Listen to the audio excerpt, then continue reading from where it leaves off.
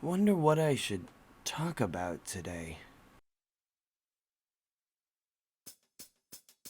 Hmm.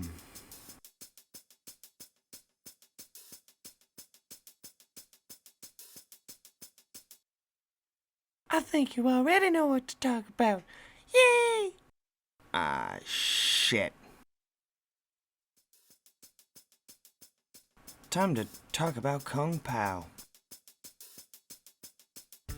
Kung Pao Enter the Fist is a PG-13 action comedy film that parodies old kung fu movies.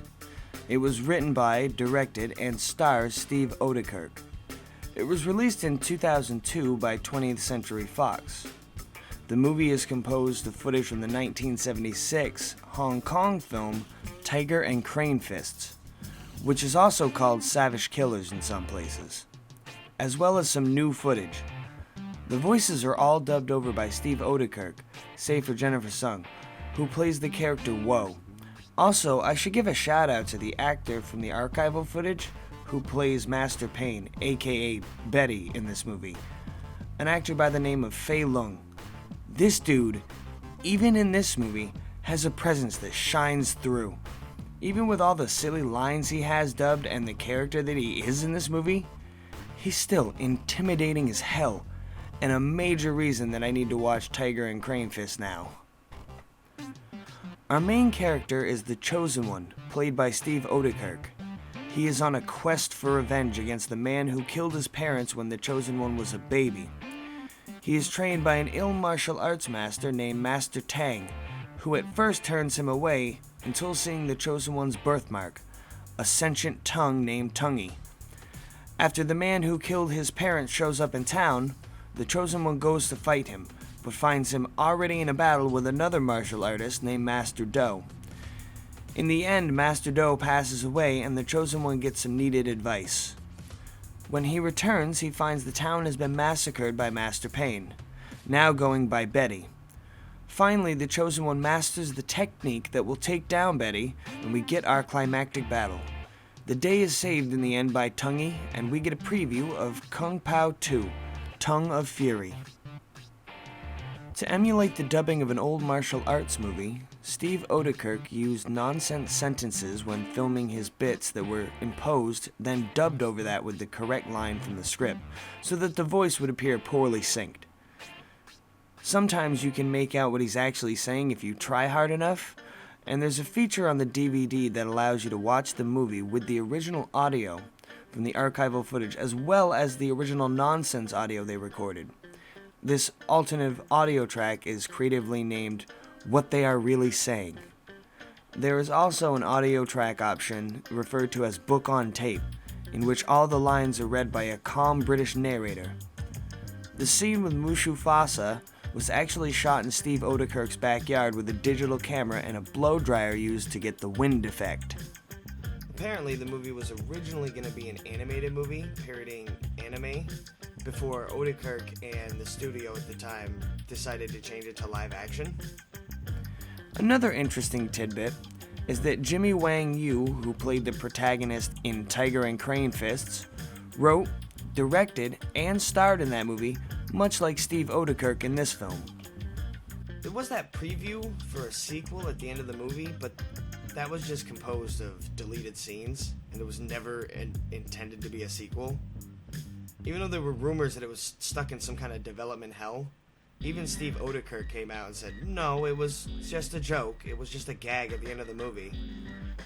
Though in 2015 there were rumors floating around that he was working on a sequel of sorts, kind of more like a spiritual successor to Kung Pao. The supposed sequel wouldn't have actually followed the storyline or anything at all. It would have just been a different style of movie that they dubbed over and made fun of. But that never materialized or any more news on it since, so I'm gonna need citation on that one. My personal connection with this movie goes pretty deep, and I tried not to let that cloud my judgment when it came to doing the review.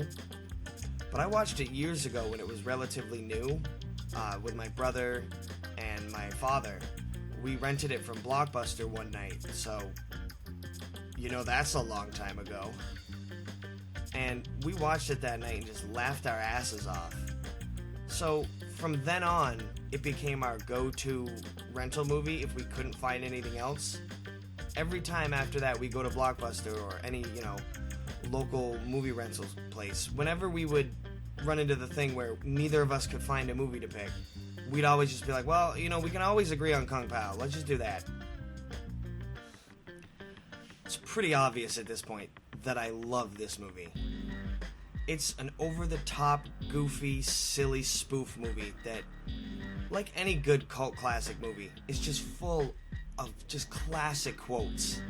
So many of the quotes from this movie, to this day, I still use completely out of context. Its great moments and jokes are just laugh-out-loud hilarious. Though it also has a lot of moments that just fall flat and jokes that don't really land. It's a very immature movie. Younger audiences will probably get a hell of a kick out of it, but if you're a little older, at times it can absolutely be a little bit grating. The effects also seemed a bit better at the time than they do now. You can faintly see the outlines of the older footage with Steve Oudekirk placed over the original actor. Though I still think it holds up pretty well. Critics generally panned the movie, and the audience reaction was mixed, from straight up loving the movie to it just being okay. The movie did pretty good, however, when it ran in theaters, earning over $16 million in total domestic gross. One movie I've seen a couple critics compare it to is What's Up, Tiger Lily, which isn't quite a fair comparison in my eyes to make. Just from the trailers alone, it's clear they're going for different things with the same method. With this being such a divisive movie, it's kinda hard to recommend it. Personally, I think that the peaks outweigh all the misses in the movie. I think the great laugh-out-loud moments completely outweigh all the misses. But I can see that the lowbrow humor could definitely put certain viewers off. If you've seen it back in the day, it's definitely worth a rewatch. And if you get your buddies together and, you're in the right state of mind, then you're in for a fun time. I recommend it if you're just looking for something silly, simple, and stupid with a bunch of classically quotable lines that'll just make you laugh your ass off most of the time. Thank you for tuning in and listening to me gush about one of my favorite B movies from back in the day. A movie that did the rounds pretty well in its time, but is now kind of more of a cult classic. You know the usual deal. Like, subscribe, all that shit. And let me know in the comments if you have any memories attached to this movie. Alright, everybody. Have a great one. Oh, my neighbors are like, oh, he's just practicing his nudism. He's only halfway there. I gotta give it a minute because I can't just walk back out. People are gonna be like, what the fuck is wrong with this guy? Oh, I'm making a fucking tit out of myself. It's the best I can do.